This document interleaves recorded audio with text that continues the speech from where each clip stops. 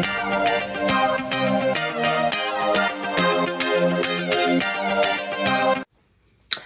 y'all, it's your girl Lisa J all day, and I am back with another video. Yes, I am back. I'm saying I'm back because it's been a while since I posted a video like this, and it's been a while since I posted this video generally. Sorry about that, y'all. I have been busy and I've needed a break, and I took that break, and you guys will see that in later videos, but I'm back, and if you're new here, welcome. Go ahead and hit that subscribe button for your girl. If you're not new here, welcome back. Thank you for your patience. I appreciate you. This is a long video coming that's been, shoulda came. And shout out to State Hall and Dr. Wallace Hall for calling me out, talking about, hey, we got that video. It's a good thing, because you need people in your corner who's going to say, hey, you forgot about this? I just been kind of nervous, y'all, to actually record this, just because it was a whole ordeal trying to get through it and get it done. But I finally did it. It was a lot of challenges. It was a lot of different things. My imposter syndrome came up and all those things, but I actually got through it. So I'm very, very proud of myself for actually even submitting anything for it. And if you don't know what I'm talking about, I am talking about the short film competition that I was in, that I submitted work in. There was no sign-up sheet before then to actually do it. You just had to submit your work, and you were automatically entered because you submitted all of your work. So let me tell you about it, y'all. So what was the competition I was in? The competition I was in was called No Drama. No Drama. It was going through, let me not jumble it up. I'm going to tell you exactly what it was. No Drama, what they were looking for was a writer-director with a unique perspective who can produce a short film that explores monsters across genres, culture, time, and society. What? So that is the actual competition of what I was in, the short film. That was the actual ask they were doing for the short film. So how I found out about this, let's jump back a little bit. How I found out about this.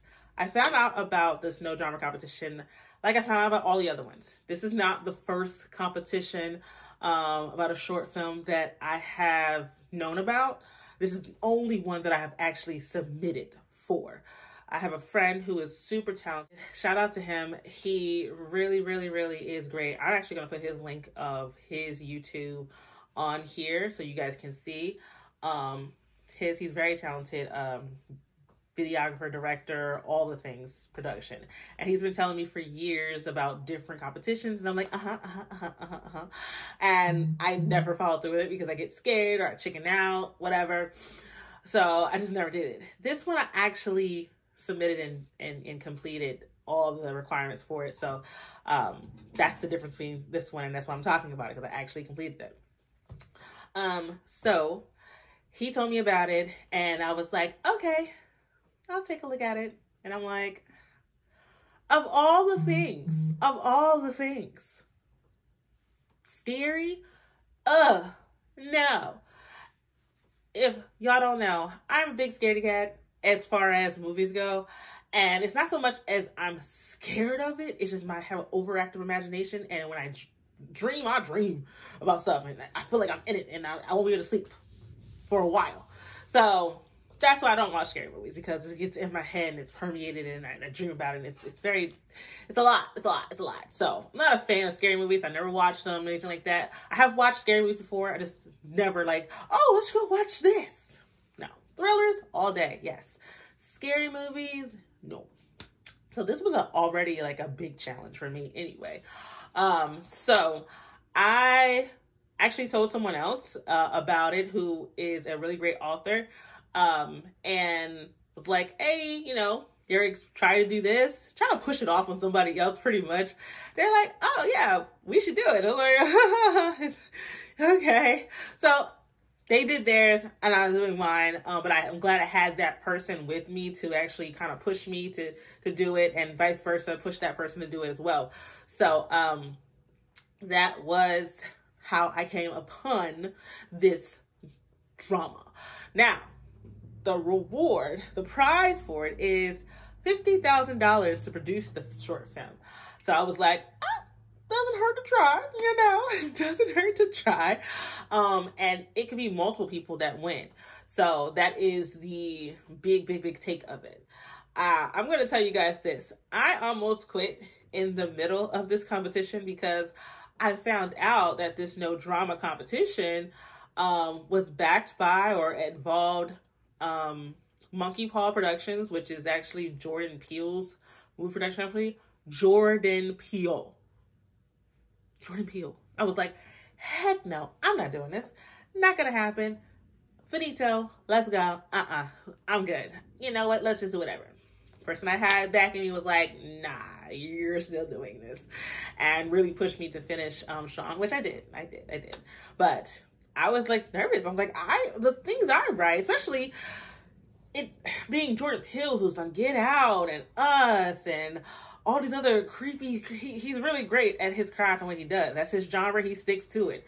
Me, I am a love story person. So I'm like, oh, so I really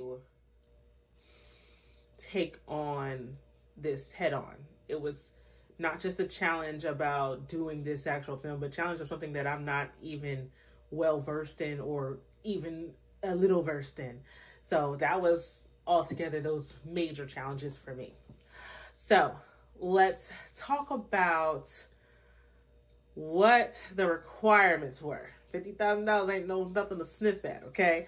They had a lot of requirements. So I actually, do my little research on TikTok and be like, what is this and what is that, to find out exactly what these things were, because I've never competed in it before. So I'm like, what are some of these things that they're asking for? But things that they asked for, and let me go over this with you guys so you guys can know. So what they asked for, this is the requirements for it. And people were like, they asked for a lot. And I'm like, God. So not only original short film, which late in the game I found out, I'm like, oh, okay, I know a short film, they said it can be like up to 50 pages, something like that. I was like, okay, cool. Or 45 pages. But they were like, no, it needs to be no more than 15 pages. And I'm like, okay. So that was short film, okay? That was like a short. So original short film script, personal statement video, lookbook, pitch reel, creative portfolio, a resume, and just sign the release form. Then I'm like, okay, I know that doesn't sound like a lot, but number one, writing a film in film form, writing a book or a story just in regular form is one thing, but putting it in like, this direction here or this part here is a lot of work. So making sure that it's in that format was already one thing, and make sure you condense it down. I actually submitted more like of a portion of what a longer film would be like, because I just couldn't see about doing it any other way. So I did that, and I'm like, hey, hope for the best. So I did that. The personal statement and video and the pitch reel video, I did that. I'm deciding whether I'm going to insert it here or put it at the end, or just send you guys the link so you guys can see my pitch and everything. So had to do that. Also, they didn't tell us until when you were submitting all your stuff that you had to make a movie flyer, like a playbill, but movie flyer. I'm like, what the heck? Thank God I was already doing the lookbook and everything. So that was just the whole thing. Let me break this down to you. So you guys know what the short film is. Personal video statement, pitch video, basically personal statement of why I should, why me, basically. Why am I pursuing this and so forth, and why should they choose me and all that in my story. And the pitch, basically pitching what the short film is. So those were 2 separate videos, and they couldn't be over 3 minutes long each. So it was a lot. Also the resume. Now you're like, oh, okay, No, I have my resume for work. I don't have my resume for this stuff. So I had to like get creative with that. And that took a longer time than I thought it would, but I got creative with it and I did it. Let's go. So that the creative portfolio is another kind of like video resume. Man, I might put a little insert of it in here, but man, I had to get that together because I didn't have it either. I'm like, yo, girl, this is why they say if you have to stay ready, you don't have to get ready. I had to get ready, okay, because that was gonna take me out too. And I said, no, I'm already here. I'm so close. I finished the short story. I just gotta keep going. So I did that. Creative portfolio couldn't be over, I think it's like a minimum of 5 or to 10 pages or something like that. So it was crazy. And lastly, the lookbook. Lookbook is like basically storyboard of like, it's a visual storyboard, which all storyboards are visual. But it's a storyboard of that, but it has to be in a lookbook form. It was really, really different. I had to look and research all of how this was, and I was just like, oh my God. So the lookbook was just me showing how I envisioned it. I am no artist, so I didn't draw anything. They would have had stick figures, and I definitely would have submitted that, okay? I used Canva, and I actually might show you guys a video on that, how I use Canva to create my lookbook. I use the AI feature. I do pay for Canva, thank God, because that AI feature really, really came in handy to, I typed in what I wanted and the picture came up, and you kind of teach it on how to show you what you want. So it kind of like kept using the same thing. I have my own little tricks and tips with that. And I will do a video about that, but it was just so awesome to do that. And I'm like, oh my God, what I see in my head is actually coming to life on this thing. So the lookbook had to also have, if you already had actors or actresses that you wanted to play in this film, also, you know, descriptions of the characters, the main characters. It had a lot of many different things. Like I said, I'm going to try my best to insert it in here or put it at the end. But it was a lot of work. And if you guys see, I did put my hard blood, sweat, and tears into this because it was a lot and challenging. And I really, really, really wanted to give up because I was just like, what am I doing? I'm an actress by nature, okay? I'm not this, but I did it. And I'm very, very proud of myself for doing that. It was really, like, really, really satisfying to just submit it. My brain is, regardless of whether I get picked, which, by the way, I won't find out anything until July. They had that many submissions. But regardless, my hope was like, I wish just one person could see it. If they could see it and just, you know, say, you know, we want to do something with this, whether it's for the competition or not. That's just my hope. And if not, I'm okay with that too. I'm just proud of myself for actually sticking with it and actually submitting it in all the things that are required that I've never done before in a short time frame, because I did procrastinate because I wasn't going to do it. And actually getting it done and doing it the right way and figuring it out and taking my time, and not being anxious to just, or giving up and just saying whatever it is, what it is situation. I'm glad I did that. So yes, that is all of that. I know you guys are wondering, okay, well, what did you write about? I have decided to go ahead and insert in my pitch and my personal statement, maybe just the pitch, but the pitch of the actual storyline is really good. I actually am proud of myself for sticking with this. I did add my love in there. Okay, I had to have a little Lacey J in there, my love. So I am gonna let you guys see that. But thank you all for watching this video as well. I appreciate you. Go ahead and watch my pitch or personal statement or both, whatever I put in there. Check it out. Hey y'all, I'm Lacey J, and I'm here to tell you about Love's Fury. Love's Fury is really about a contract that is broken, and like any other contract that's broken, there are consequences to that. So when you actually delve into something and you actually commit to something and then that is broken, you're seeing the consequences for those actions. So the vision is telling that story in a different way, using a deity and a regular schmegular guy on the road, and portraying that out and telling a whole story behind it, the things behind it. Not saying necessarily one is bad or one is good, but this is how you do that story. This story takes place modern day, so it starts off 10 years ahead of time, which is around this time, 2024, 2025, whenever. But then it comes back 10 years prior, which is around 2010, so it's in the 2000s period. You should feel like justice is served, but also a compassion for people and how people are human and they make mistakes, or they change their mind about how they look at life differently.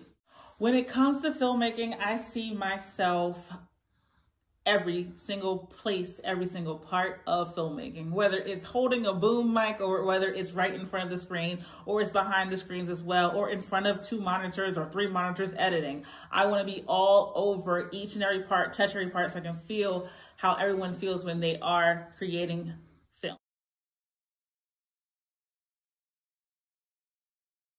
So what inspired me to come up with this particular story was actually the competition. This competition really stretched me a lot because I am one of the biggest scaredy cats. And I said, you know what? What's the biggest thing you can do to actually get over your fear? Embrace it, right? So I actually went in and found one of my biggest feared characters, which are snakes. And I found this beautiful deity that actually grants either wealth or fury. So I decided to expound upon that and really take it in. And the more I got into it, the more I actually found more little creatures and monsters that I wasn't afraid of, and said, you know what, I'm really going to embrace this and add it all together to make a really great story. This story has to be told, number one, because it is an African legacy, apparently, when I was researching. And I think that we don't see a lot of that. An actual African deity goddess that is showing her character and actually really showing the meaning behind taking care of people, but also when you don't live up to something that you promised to do. My desire in storytelling really stems from me and my acting background. I have been acting since I was 4 years old, and around college time, I kind of switched from the front of the screen to behind the screen. And storytelling really, really helped me express myself in a different way, not just who I am and what character I'm playing, but other characters that I see and that I want to bring to life as well. My motivation behind filmmaking is really telling my stories, telling stories that I have formulated in my ways of life, the things I've done, my experience, and telling it in a way that really doesn't have to be just standard, oh, this guy meets this girl situation. It's telling a story the way I want it told, the way I have experienced it, but in a different light.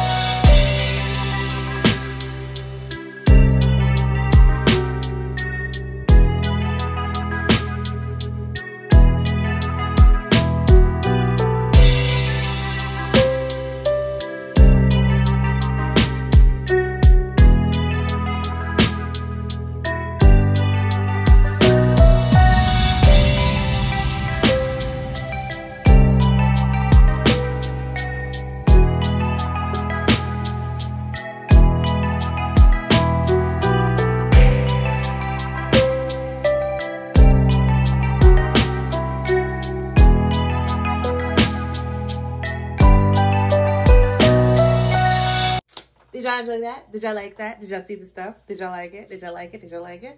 Okay, more. If you like this video and you want to see more of your girl CJ all day, make sure you like, comment, subscribe, hit that notification button so you don't miss anything else. Lisa J all day. And don't forget to share if you really do like it. Share it with anybody, everybody, anybody, everybody. And I will see you guys in the next video. All right, y'all. Bonus, y'all. If you actually watched the pitch and everything, you would know that I was very intimidated about the Mami Wata because I found out someone won the Sundance Music Festival with the Mami Wata thing. But theirs was more on, I guess, the cultural thing because it's a really big thing in Nigeria culture and African culture. But I was very nervous about doing that, and I was gonna pick a whole new monster, but I didn't because I like the way I was gonna tell my story on it. Mine is different, so that's all I wanted to add in there.